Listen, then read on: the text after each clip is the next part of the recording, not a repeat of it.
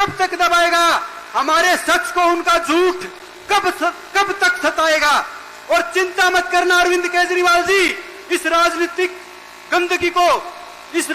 गंदगी की सफाई को अब आम आदमी झाड़ू उठाएगा।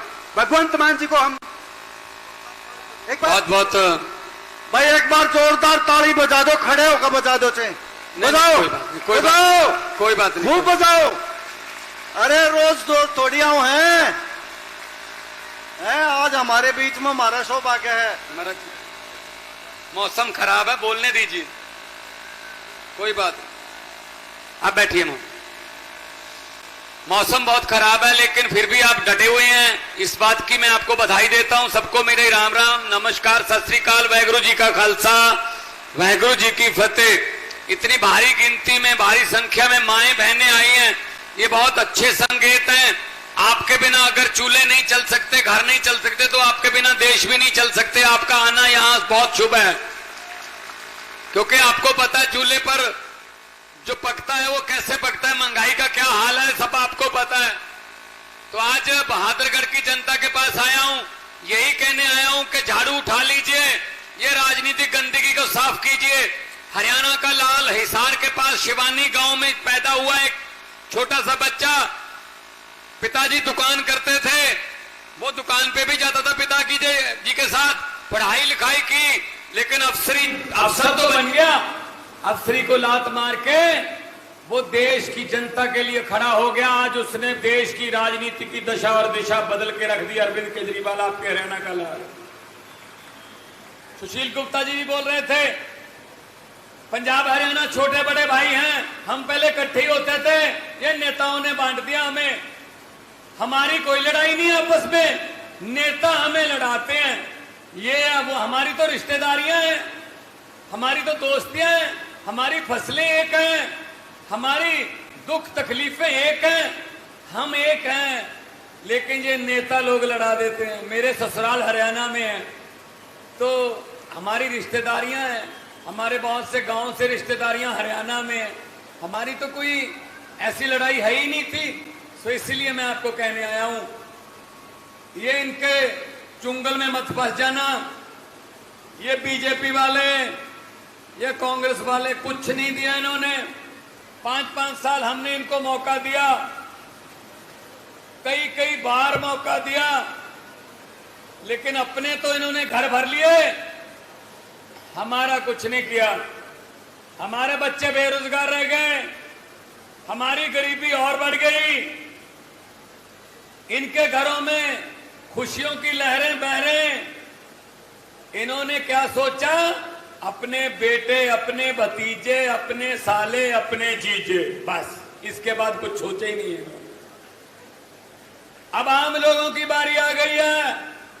बोल देना कि भगवंत मान आया था बहादुरगढ़ में, ये बीजेपी कांग्रेस वालों को बोल देना, जिन्होंने अपने बेटे बेटियों को चेयरमैन, मंत्री, विधायक बना रखा है, उनको बोल देना कि अपने अपने बोरिया बिस्तरे गोल कर लें, हरियाणा के आम लोगों के बेटे बेटियां आ रहे हैं। हरियाणा के आम लोगों के बेटे बेटियां आ रहे हैं। यही करना पड़ेगा, और कोई चारा नहीं है भाई साहब। 75 साल हो गए इनके मुंह की तरफ देखते हुए। 75 साल में क्या दिया? देश आजाद हुए 75 साल हो गए। आज अमेरिका और दूसरे देश वो मंगल ग्रह पर प्लांट काटने की कोशिश कर रहे हैं।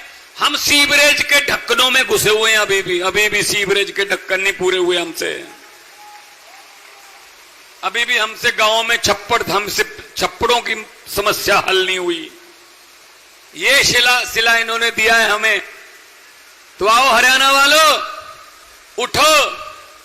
मुझे पत्रकारों ने पूछा, दिल्ली और पंजाब में आपने बीजेपी की आंधी को कैसे रोक दिया, मोदी की आंधी को कैसे रोक दिया? मैंने कहा बीजेपी का चुनाव चिन्ह क्या है? बोले कमल का फूल। मैंने कहा आम आदमी पार्टी का चुनाव चिन्ह क्या है? बोले झाड़ू। मैंने कहा कमल का फूल कहां उगता है? बोले कमल का फूल कीचड़ में। मैंने कहा झाड़ू क्या काम करता है? बोले कीचड़ की सफाई। मैंने कहा दिल्ली और पंजाब में हमने कीचड़ की सफाई कर दी झाड़ू से, कमल उगे ही नहीं। यही काम करो, यही काम करना पड़ेगा आपको भी। हमारा तो चुनाव चिन्ह इतना अच्छा है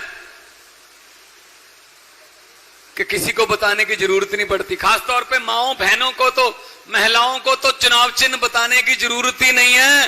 ये तो सुबह सुबह 5 बजे अंधेरे में भी ढूंढ लेती हैं घर में कि कहां पड़ा है झाड़ू। ये तो सुबह सुबह भी ढूंढ लेती हैं। आप बहुत खुश ना हो, तालियां बजा रहे हो, जरूरत पड़े तो शाम को भी ढूंढ लेती हैं कहां पड़ा है। काम झाड़ू ही आता है फिर, समझ गए ना। करता सफाई है, दिन में घर की, शाम को दिमाग की, करता सफाई है वो। इस झाड़ू से पहले हम सिर्फ दुकान या मकान साफ करते थे, अब अरविंद केजरीवाल की अगुवाई में इस झाड़ू से पूरा हिंदुस्तान साफ किया जाएगा। भाई साहब, पूरा हिंदुस्तान साफ किया जाएगा।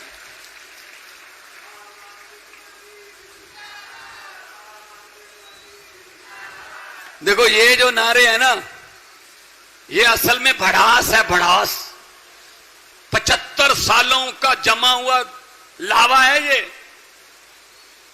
ये दिल से लग रहे हैं नारे। खुशी होती है जब नारे लग रहे हैं आम आदमी पार्टी, तो सर भी ऊंचा है, हाथ भी ऊंचा है। वरना मोदी को अपनी रैली में दिहाड़ी पर लेकर जाने पड़ते हैं ये कहने के लिए मोदी मोदी मोदी। भाई साहब, दिहाड़ी वाले वोट नहीं डालते, वो कहते हैं पैसे दो, काम करो, चलो शाबाश। इसलिए मैं कहना चाहता हूं, मोदी जी पब्लिक को तंग मत करो, लोगों के सब्र का इम्तिहान मत लो। नौकरियां आप दे नहीं रहे, बेरोजगारी फैल गई है पूरे देश में, महंगाई फैल गई है, 1000 रुपए सिलेंडर महंगा कर दिया है, बेरोजगारी फैल गई, महंगाई हो गई। बांग्लादेश में परसों क्या हुआ है मोदी जी, जरा देख के रहना, देख के रहना क्या हुआ। जब जनता जागती है ना भाई साहब, फिर प्रधानमंत्री के घर की बत्तखें और मुर्गियां भी ले जाती है जब जनता जागती है।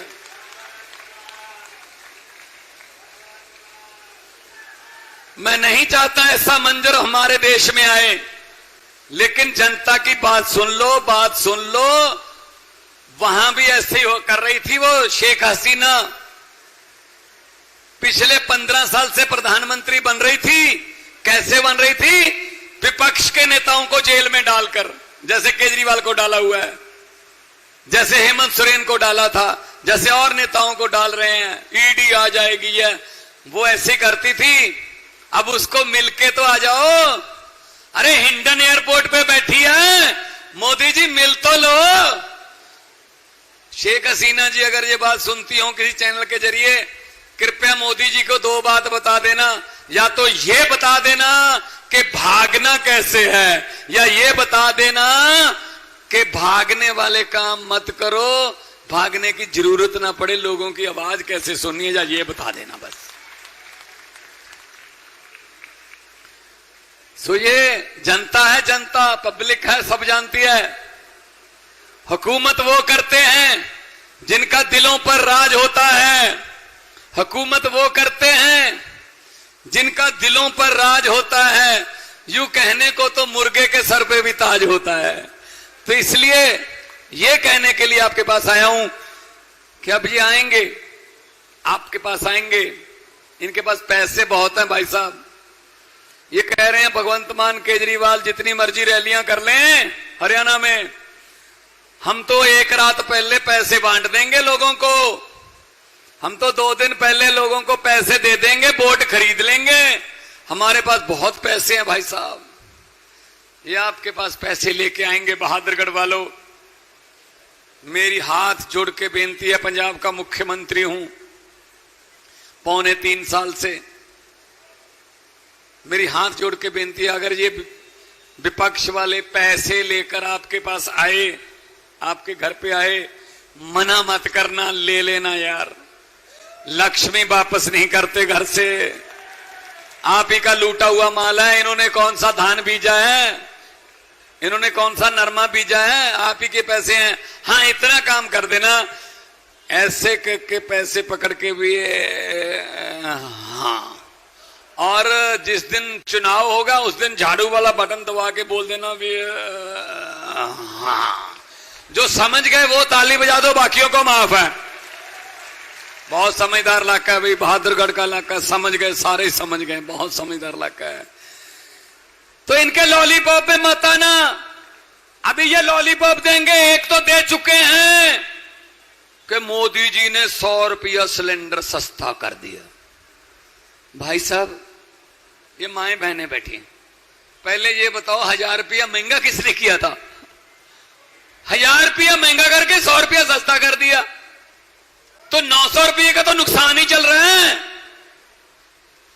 वो बात हो गई। ये बात मेरी ध्यान से सुनना, खास तौर पे माओ बहनों को कहता हूं, कई बार हम इनकी बातों में आ जाते हैं। एक गांव में किसी बेटी की शादी करनी थी, एक परिवार ने, बड़ी लाडली बेटी थी, इकलौती बेटी थी, अच्छा परिवार था, जिम्मेदार परिवार था कि बेटी को पूरे शानो शौकत से विदा करेंगे।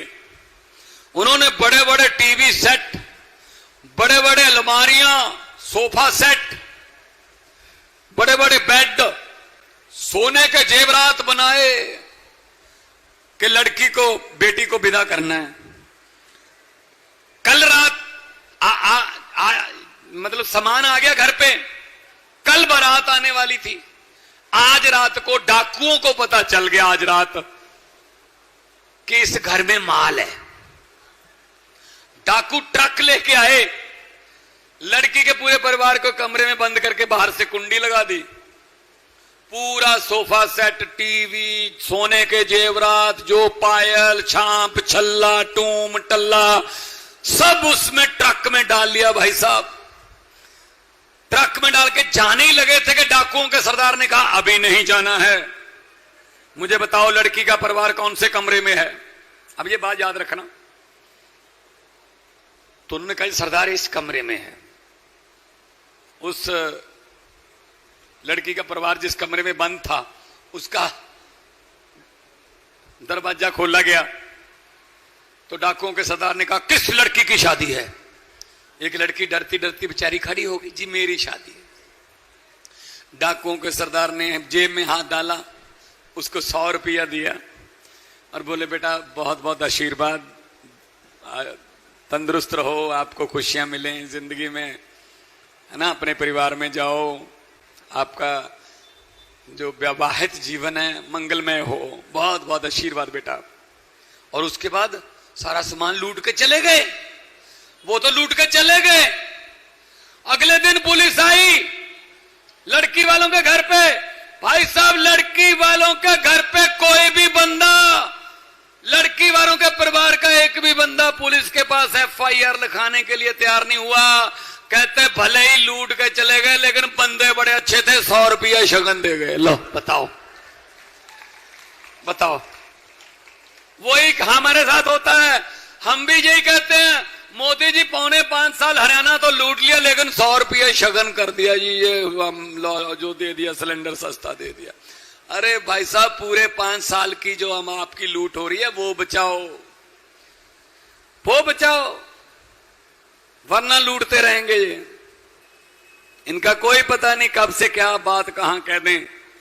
मैंने पार्लियामेंट में बोल दिया था, मोदी जी 15 लाख की रकम लिखता हूं तो स्याही सूख जाती है, काले धन के बारे में सोचता हूं तो कलम रुक जाती है, हर बात ही जुमला निकली, अब तो ये भी शक है क्या चाय बनानी आती है? मुझे लगता चाय भी नहीं बनानी आती होगी भाई साहब। हमको तो आती है ना, हम तो गांव वाले हैं, हम तो मच्छरदानियों में सोने वाले लोग हैं। इनको तो पता भी नहीं होगा मच्छरदानी क्या होती है भाई साहब। जब मच्छर ही नहीं आया कभी घर पे, मच्छरदानी क्या करनी है वहां पे? तो मच्छरदानी, सुरमेदानी, इनको कुछ नहीं पता भाई साहब। ये तो हमको ही पता है, जो आम लोग हैं, गरीब लोग हैं, आम लोगों, आम परिवारों से उठ के आए हैं। इसीलिए मैं आपके पास आया हूं कि आने वाले विधानसभा चुनाव में बहुत आपने तजर्बे करके देख लिए, एक मौका इधर भी देके देखिए। इधर दिल्ली है, ये दिल्ली है, उधर पंजाब है, फोन करके पता कर लीजिए। दोनों हमारी सरकारें हैं। पंजाब में 90% घरों को बिजली का बिल 0 आता है, दिल्ली में लोगों को बिजली का बिल 0 आता है। दिल्ली के सरकारी स्कूलों में पढ़ के बच्चे अफसर बन रहे हैं, पंजाब में सरकारी स्कूल अच्छे बन रहे हैं, पंजाब में मोहल्ला क्लिनिक खुल गए हैं, दिल्ली के मोहल्ला क्लिनिकों में इलाज चल रहा है। भाई साहब नौकरी मिल रही है, नौकरियां मिल रही हैं, पता कर लेना। अगर मूड बने तो वोट दे देना, वरना फिर ठीक है जो चल रहा है 75 साल से, क्या करें फिर। अब कभी ये कभी वो, मैं आ गया मैं तुझे कुछ नहीं कहूंगा, तू आ गया तू मुझे कुछ मत कहना, चलो बारियां हुई हैं इनकी। तो इस बार बदलो। तो मोदी जी तो कहते थे हरियाणा को डबल इंजन चाहिए, तो डबल इंजन आ भी गया था, फिर बीच में इंजन खराब हो गया क्या खट्टर वाला? ये खट्टर वाला इंजन किधर गया? अब कोई नया इंजन और लगा दिया। भाई साहब एक बात नोट कर लेना, देश को डबल इंजन की जरूरत नहीं, देश को नए इंजन की जरूरत है, लेटेस्ट मॉडल के नए इंजन की जरूरत है।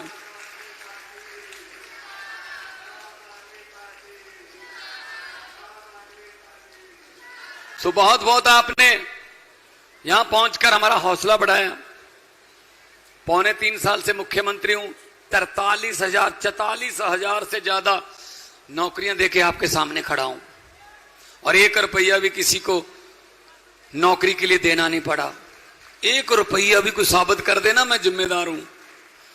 रुपया छोड़ो, चाय का कप भी पी लिया हो किसी ने, क्यों भाई? अगले ने एग्जाम दिया, बेटे ने या बेटी ने पेपर दिया, और पेपर से नंबर आए, नंबरों से नौकरी मिल गई। पंजाब में कोई पेपर लीक नहीं होता भाई साहब, यहां तो पेपर ही बहुत लीक होते हैं यार, पेपर लीक, और बच्चों का भविष्य खत्म। जो पढ़ लिख के आगे आना चाहते हैं उनको खत्म कर देते हैं भाई साहब। हरियाणा की छोटे छोटे गांव की बेटियां, छोटे छोटे गांव के बेटे ओलंपिक में, पंजाब के छोटे छोटे गांव के बेटे बेटियां ओलंपिक में मेडल ले रहे हैं। हम किसी से कम नहीं है, मौका तो दे दो, एक मौका दे दो, हम किसी से कम नहीं है। लेकिन मौका सिर्फ अपने अपने रिश्तेदारों को, अपने भतीजों को, अपने चाचों को, अपने सालों को, अपने जीजों को मौका उनको मिलता है, हमें क्यों? हमें पंजाब ने मौका दिया, 92 है हमारे पास,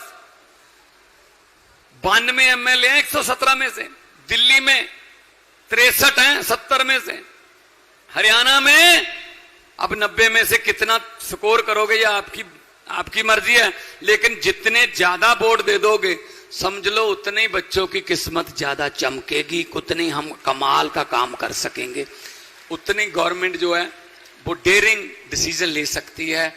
अगर पूरी मजबूत सरकार हो तो अरविंद केजरीवाल जी की तरफ से मैं ये मैसेज भी लेके आया हूं आपके लिए। और वो तिहाड़ जेल में बंद हैं, ठीक है, एक बंदे को तो गिरफ्तार कर लोगे, पर उसकी सोच को कैसे गिरफ्तार करोगे? जो इतनी भारी संख्या में केजरीवाल पैदा हो गए देश में, उनको कैसे पकड़ोगे? उनको कौन सी जेल में रखोगे मोदी जी? तो ये यहां से बहादुरगढ़ से तो बिल्कुल पास ही है ना तिहाड़ जेल। तो वो पूछते हैं हमसे हर रोज, आज कहां गए थे? मैं कहूंगा जी आज चरखी दादरी और बहादुरगढ़ गया था, मैं भी चरखी दादरी से आ रहा हूं। और वो पूछते हैं फिर नारे कैसे लग रहे थे इनकलाब जिंदाबाद के? तो मैं बताता हूं सर, जोश से लग रहे थे। नारों से पता चल जाता है कि लोग तैयार हैं, लोग नई कहानी लिखने के लिए बिल्कुल तैयार हैं। तो मैं कहूंगा कि आप दोनों हाथ ऊपर उठाकर 2 नारे लगाइएगा। लेकिन ये बहादुरगढ़ वाले जो नारे हैं ना, ये मुझे बताने की जरूरत ना पड़े, वो तिहाड़ जेल की ऊंची दीवारों को चीर कर आपकी आवाज इनकलाब जिंदाबाद की उनके पास ही सीधी पहुंच जाए, मुझे बताने की जरूरत ना पड़े। दोनों हाथ ऊपर उठा के बोल दिए इनकलाब। झज्जर तो यहां बहादुरगढ़ के बाद फिर है ना तिहाड़, उसके तक तो पहुंचाओ ना, थोड़ा और ऊंचा करो ना काम। इनकलाब, इनकलाब, भारत माता की, भारत माता की, बोले सोनिहाल। बहुत बहुत धन्यवाद, आप लोगों ने इतना प्यार दिया। आबाद रहो, जिंदाबाद रहो। धीरे जाना, आराम से जाना, क्योंकि बुजुर्ग भी हैं, माएं भी हैं, बहनें भी हैं, बच्चे भी हैं, और मिलते रहेंगे। मौसम खराब है, लेकिन मौसम खराब के बावजूद आप एक भी बंदा उठ के नहीं गया, ये हमारे लिए, मेरे लिए बहुत मान सम्मान की बात है। जब बुलाओगे हाजिर होता रहूंगा। बहुत बहुत धन्यवाद। जीते बसते रहो, आबाद रहो, जिंदाबाद रहो। जन गण मन अधिनायक।